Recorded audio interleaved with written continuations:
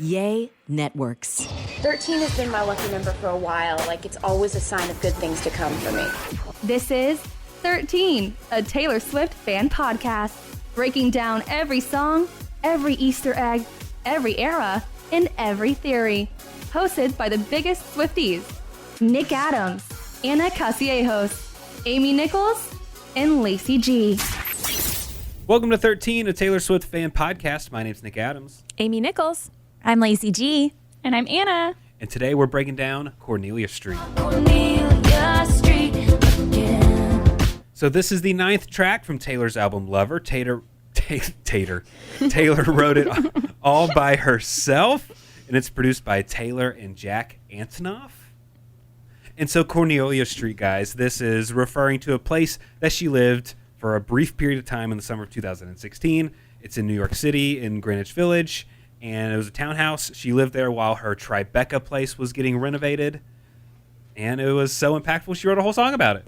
Wow, and the guy who rented her the house on Cornelia Street didn't even know who she was. Really? Mm-mm. He said he didn't know who she was at first. He said he's not a pop culture guy. And I even said to someone, I'm meeting a person named Taylor Swift who wants to rent my home. And they're like, oh my gosh, are you kidding me? He had no idea who she was. And then he said she walked in, and I'll never forget this. She said, ooh, it's so crafty. And in Taylor speak, that means I like everything. She asked if she could rent not just the house, but my style as well. So towels and dishes and glassware and furniture, and just kind of take your clothes and go. So I did, and she was an absolute delight to deal with. I'm calling BS. No, so he also said that he doesn't live under a rock. He did have her songs on his playlist. Mm-hmm. He just didn't recognize the name. I don't know, man. Okay, how do you not recognize her name? If you are a typical landlord renting out your place, no big deal. If it's like a 2-bedroom condo or a 4-bedroom house in the suburbs, you might not Google them. But if you're a place in New York that's renting for $39,000 a month, you might Google someone because they probably got some money, and you might want to know who you're bringing into your house. Yeah, that could be it. Well, and okay, so celebrities check into hotels under pseudonyms or fake names. Mm-hmm. Do you think they do the same renting, or is she putting down all of her legal information? Does she have to put her stuff down, or are there people who puts her stuff down? Like, if you're not putting out the paperwork in that moment, do you have to say who you are? Maybe the initial just like walkthrough. Mm-hmm. Like, hey, we want to come check this place out Wednesday at 10. Can we come by? Maybe there was a fake name. Her manager did it for her or whatever. Maybe. Mm-hmm. Marjorie. Do you think she uses the name Marjorie? So a little bit about this place. It was built in 1912. It started out as a 2-story house. It was transformed into a 5,500 square foot home. It's got 4 bedrooms, 5.5 bathrooms, an indoor swimming pool on the first floor. It's got a giant white marble staircase, and in 2019, it sold for $11.5 million. Wow.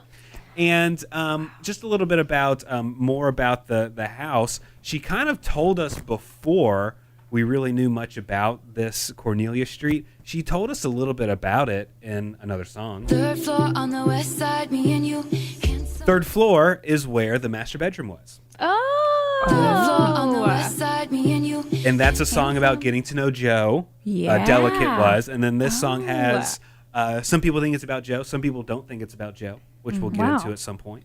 So yeah. That's incredible. And Lacey, you've actually been there. The only one of us that have been there. I did, and it was so incredible. And I got all up in my feels. Let me just relive this moment, because this was a couple months ago whenever stuff was starting to be normal again. And I went to Cornelia Street, and I have a goal every time I'm out of town. It's stupid. I need cheese. So I go, I'm going to Cornelia Street, and then I get sidetracked because I find a cheese factory right next to it. And I'm like, well, I've got to stop at this cheese place. So I stop at this cheese place. We've just eaten, and everybody's like, what are you doing? No. I need cheese. You need a hush. I'm going to grab my cheese, and then I'm going to go walk on Cornelia Street and eat my cheese. And it was so wonderful. But I go inside this cheese factory, and I met a Taylor Swift fan. She was wearing Taylor Swift's version Fearless shirt, asking if anybody needed help with anything, with cheese, with life. And I'm like, I need cheese and I need a picture. Come here. I tried to turn her on to our podcast. I don't remember her name. So if you listen, hit us up and let us know. And then I went to Cornelia Street, and I thought Cornelia Street was going to be something super iconic, like Fifth Avenue is. And it's this little itty bitty street. And the only thing as I'm passing by, people are like, oh, that's where Taylor Swift used to live.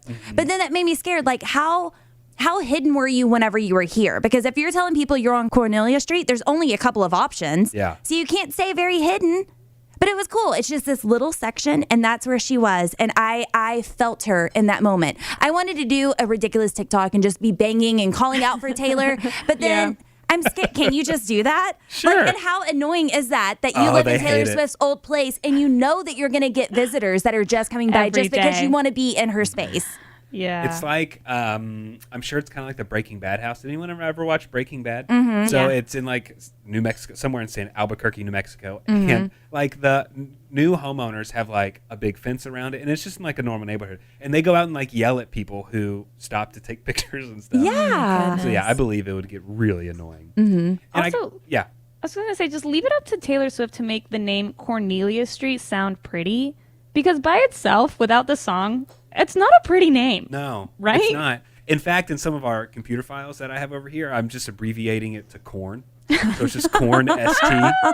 So like corn, that doesn't rhyme with a lot of Is stuff. it because you can't spell it, Nick? That too. It is a hard word. I before E. The E and the I's. But she does like unique words and unique names. So I wonder if and when she has kids, what she's going to name her kids. Is she going to name her kids something simple like Maggie? Or is she going to go with the Inez and the Cornelia?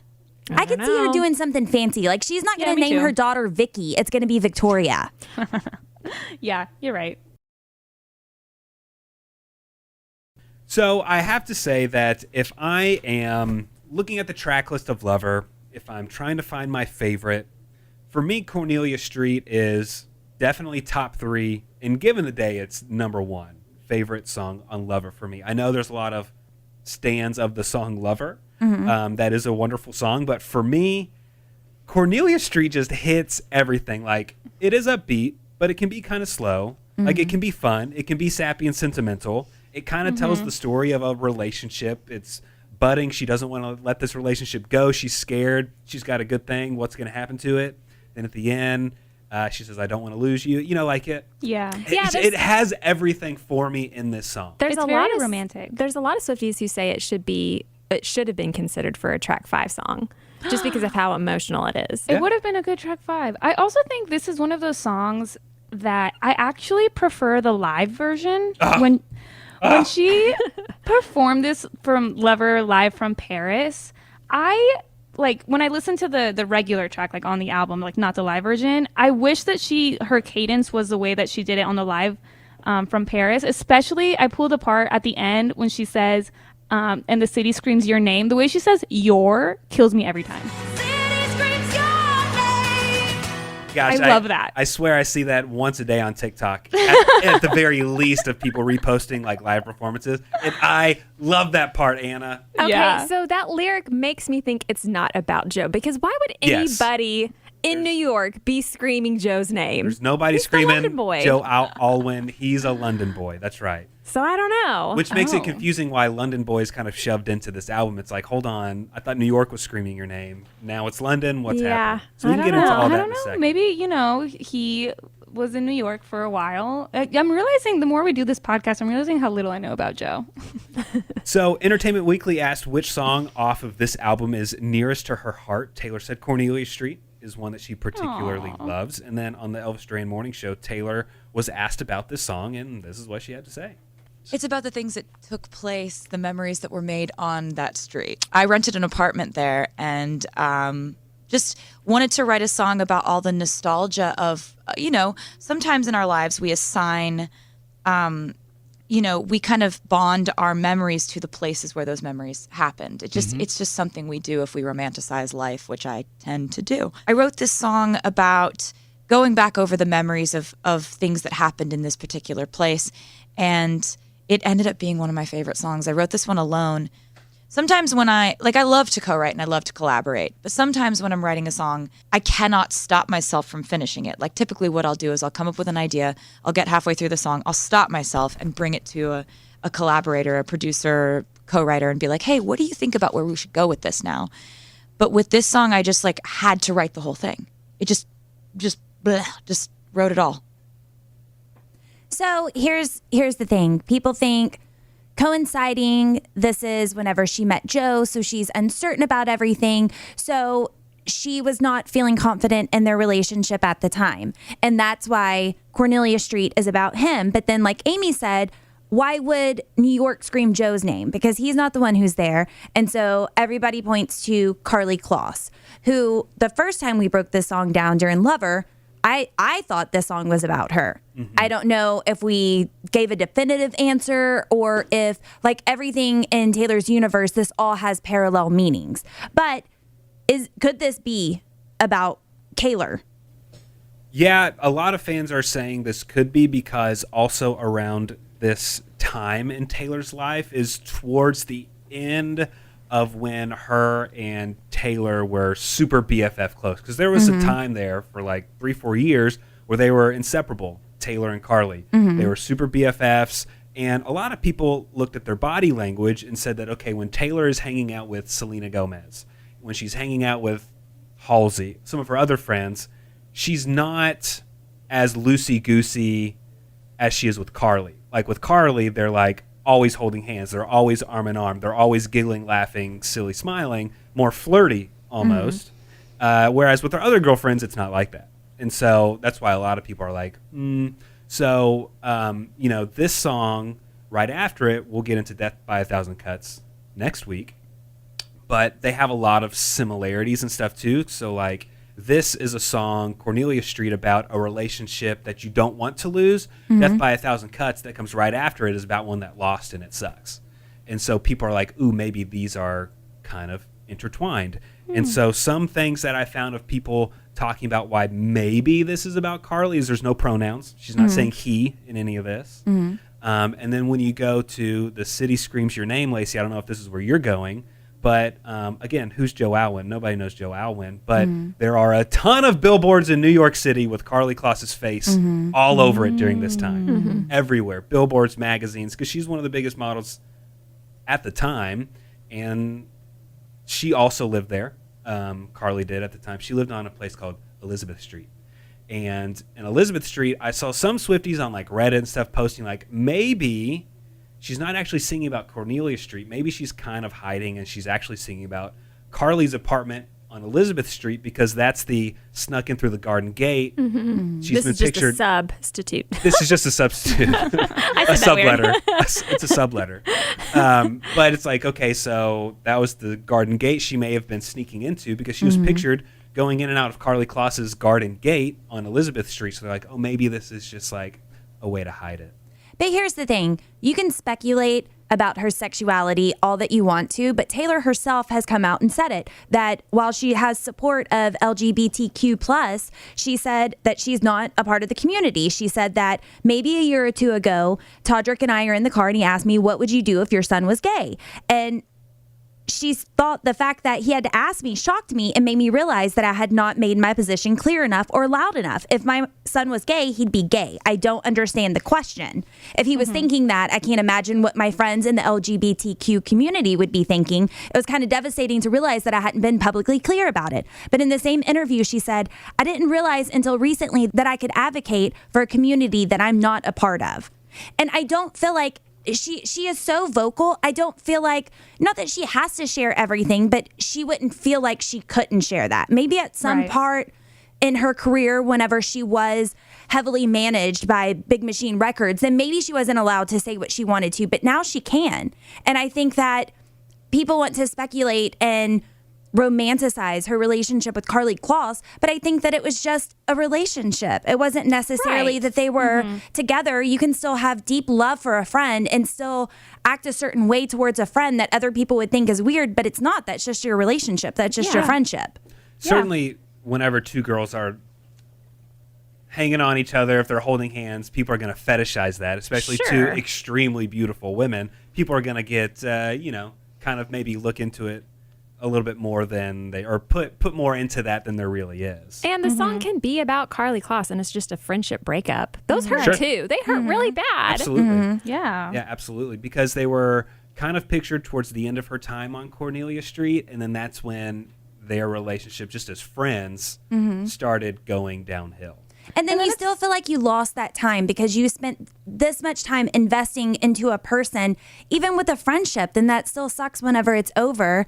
And you kind of feel like, well, but I wasted this time. I put all this effort and energy into you just to not care and for us to go our separate ways this way. Because whatever did happen probably wasn't pretty. Because I don't think they would just cut each other off. Yeah, and it's kind of, it gets even more sad to like think about like the more we know too, because we know they did have such a beautiful and loving, relationship, friendship, whatever. But then later on, like when we get into like folklore and like the lakes and like, I mean, not the lakes, It's Time to Go and things like that. Like we kind of start to get more small details about like, Carly potentially siding with Scooter when, all of that was happening. And like that must have hurt really bad. And I don't know. It makes me really sad to think that, if she did have this one person like in her life, like relationship wise, that she loved so dearly, that just kind of stabbed her in the back. This is why we can't have nice things. Kind of like closing the door. Yeah. There is a very slight sound of a car door being closed at the end of the song. She sings, I rent a place on Cornelia Street, I say casually in the car. And then within 3 seconds of her ending the song with her lyrics, you can hear a sound. I don't think I've ever heard this before. Just because, like, I don't think I've ever heard an actual car door in the song. It's in the song? It's in the song. Yeah, there's the clip. Did you hear it? It's like almost Barely. as slight as the eagle sound that you picked out in Love Story. Yeah. I always thought that was, I mean, I'm wrong. I always thought that was a windshield wiper. Yeah, it could be. But like a door makes more sense because she's getting out of the car. Why would the windshield wiper be going? That makes no sense. So we've talked about Taylor being in the car a lot, whether she's in the passenger seat or the driver's seat. What car is she sitting in New York in Cornelia Street? Because I don't see Taylor just raging out like the rest of us, because you don't have sane drivers in New York. You only have the insane and the overraged drivers and the taxi drivers and everybody who's honking. She has to have a driver, right? She's not just riding the subway and walking 12 miles like everybody else. No, she's like Serena Vanderwoodson, I don't know that reference. Sorry. Oh, from Gossip Girl. Oh, okay. Like she has a car service. Mm-hmm. So, there's a few things where people are like, this is a really great song, but is it about Joe? Because they didn't start dating until the end of September, and then Taylor was kind of towards the end of her time on Cornelia Street. She was only there for a few months. So it's like Joe didn't take up a ton of her time while she was on Cornelia Street, unless it was when they were secretly kind of talking and dating, and that's where the relationship was building and stuff like that. And so when I was talking a little bit earlier about similarities with Death by a Thousand Cuts, because they kind of use some similar imagery in their music. And so here's a few examples. So a lot of people think Death by a Thousand Cuts is kind of like a sequel. So you'll kind of hear a little bit of each song here where they use similar words and imagery. We put a fresh page on the desk. Why am I still writing pages? So in Cornelia Street, she's talking about writing a story of their life or a diary or something, but then Death by a Thousand Cuts, it's over, and she doesn't know why she's still hanging on to this person, whoever it is. And so then the second example, it's about street lights. The street lights pointed in an arrowhead. I asked the traffic lights if it'll be all right. They say I like that one. Yeah. So those are just two little examples of people are saying like, okay, Cornelia Street is the start of a relationship, and Death by a Thousand Cuts is the end of one, and it didn't go so well. But going back to, the timeline with Joe, if this song is about him and her relationship with him, I kind of always thought it was because, in Paper Rings, when she says, cat and mouse for a month or two or three, and then kind of towards the end of this song, she's saying like, we were card sharks playing games. I thought you were leading me on. I packed my bags, left Cornelia Street before you even knew I was gone. And then you called, showed your hand. I turned around. So it kind of like gives the same storyline from like in Paper that she's alluded to before, that they kind of were danced back around. and forth in secret, like wasn't sure what was happening until one of them kind of finally made the move, which I'm assuming was Joe from what it sounds like, if he's the one that, called and showed his hand or whatever. But I think that whole part to me screams Joe, much like the city. One thing that I do love about this, where she does get vulnerable about how she's feeling about this relationship, how she's so hopeful for this relationship that she's in. Through the whole song in the chorus, she sings, I hope I never lose you. And then like Taylor does, at the end, she switches up just a little bit that line from I hope I never lose you to I don't want to lose you. So like at first it's like, okay, this relationship is building up. I don't want anything to happen to it. And now she's got it. She's in the relationship. Yeah. And now she doesn't want it to end. So I never really noticed nice. that she changed it. Yeah. Wow. She says, I hope I never lose you maybe 2 or 3 times. And then at the end, she sings, I don't want to lose you. Yeah. Oh. So it's just those subtle things that she'll change a lot of times in a lot of her songs. She'll change up subtle lines that she repeats over and over. And it's just really neat. I do have another example of how she has sung about her place on Cornelia Street before. Do it. Let's see if you remember this. Up on the roof with a schoolgirl crush. Sat on the roof. So, King of My Heart, Ooh. she posted a video of herself riding King of My Heart in Cornelia Street. And those 2 songs were written around this or about the same time in her life. So, Yeah. Up on the Roof. and Imagine Back on all the Roof. background noise in New York because it's so loud and noisy Honking. that maybe you hear someone playing a guitar or playing the piano, but you don't know where it's coming from, and you don't realize that you're just walking around and hearing Taylor Swift playing from the rooftop because there's so much noise, and this bar over here that's playing this, and there's another person playing acoustic music here. That would just be incredible. Lacey, I had a very similar thought when somehow I got down a rabbit hole. I think I just watched a Delicate music video, and then there's like a behind the scenes music video where she's learning the dance. It's the really silly choreography that she does in it. And she's just in like a dance studio, and it looks like she's in New York, and the windows are open. And I had the same thought, like, what if you were in the building across and it's just another dance student. It's just this dance studio, and you're like, oh no, that's Taylor Swift learning a dance. Or you walk past and you're like, man, that chick kind of looks like Taylor Swift, but you don't Yes. believe it's her. Yes. So, I mean, celebrities a lot of times people say, do you know that you look like? And they're like, yeah, I am that person.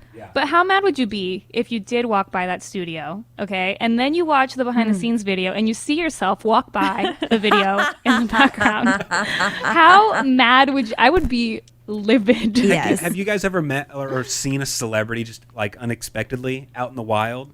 Yes. Out and about, yes. Who? I saw J.K. Simmons one time at dinner. That's which cool. Was pretty cool. It was in San Diego, and it was on Christmas Eve, and he was like with his whole family. So I didn't say anything because that's not the time that you like approach someone, you know. But it was really cool. I felt just like I just felt so classy being in the same room as him. But that's about it. That's the Lacey? only one I can think of. I saw neither one of them I recognized. One of them, who's a football guy here? Who's the big one? Troy Aikman? Troy Aikman. We saw him at brunch not that long ago. And my Ooh, that's husband was the cool. only one who noticed. And we're walking out of the patio and he just said, hey man, and that was it. And then as soon as we walked off, he told our friends like, oh, that was Troy. And then everybody started freaking out. Yeah, and they're like, I want to see. And he's like, no, dude, he's having brunch. Yeah. So our other friend did the casual walk by where he just walked around the fence to go look at him and verify that it was him, Right. even though we knew, and then walk back. But then the other one, we were in New York, and we wouldn't go to New York often, but I love going to New York. So we would go sometimes. And I used to tag stories, and I would always tag Taylor Swift and Sarah Jessica Parker and let them know what I was doing because I'd be at a jazz bar playing ping pong. Do you not want to come have fun? Right, come Are hang. you allergic to awesome? Let's go hang. But they would never come. I don't know why. And I was too scared to do it this time because I'm a professional. I can't scare her off Sure. whenever I have the 13 podcast behind me. But we were in New York a year or two ago, and I obsessively wanted to find Taylor Swift. I didn't. We're walking to some stupid deli and run into Chuck Liddell. And my husband's wow. like, hey, that looks like Chuck Liddell's haircut. And he turned around and he was like, I am Chuck Liddell. And he was like, cool, let's take a photo together. And that was it. He's a fighter, guys. I know I Chuck. don't know. Check with I didn't. Oh, He's a okay. He's a fighter. Yeah. Still a good story. Yeah, Yeah, yeah. he's pretty cool. Yeah, that's it. I big had deal. I had a Troy Aikman story too. He goes to this spin studio a lot, like an indoor spin place. And there was one day I was like, am I going to go to the 9 or the 10? I'll go to the 10. And then the 9 o'clock class is getting out, and Troy Aikman walks out of the class. And I was like, I should have gone to the 9 o'clock, and I could have worked out next to Troy Aikman. Yeah, that would have been cool. Well, I'm a hermit, and Yeah. I don't ever leave the house, so I don't really give myself the chance to meet anyone famous. One day, Amy, you'll Maybe. see someone out and about. Maybe I will. In your backyard, I guess. Well, I want to know if Taylor was aware of the surge in nostalgia for Africa by Toto because Weezer did a cover in 2018. Kristen Bell and Dax Shepard did a lip sync that went viral in 2016. And then she uses We Bless the Rains on Cornelia Street. That's got to be a nod to their Bless song, the right? rains down in Africa. That's great. It's got to be. What if Africa was an Easter egg for Cornelia Street? Yeah, that long ago. I'm Back in saying. the 80s. Never know. I guess now we're going to have to start the rumor that eventually we're going to get like a Lover Long Pond studio sessions, but from Africa. Hey, that'd be cool. That would be really Think about cool. her playing Cornelia Street like on the back of an elephant. That would be amazing. Very cool. Next to a giraffe. Let's start the rumor. All right. Well, I think that does it for this episode of 13, a Taylor Swift fan podcast. Be sure you subscribe to us on whatever podcasting platform you're listening to us on right now. Hit us with a 5-star rating and leave us a good review. And join us next week because we are going to break down Taylor's song, Death by a Thousand Cuts. Thanks for listening to 13, a Taylor Swift fan podcast. Subscribe for free and leave a positive review on Apple Podcasts, Spotify, or Google Podcasts.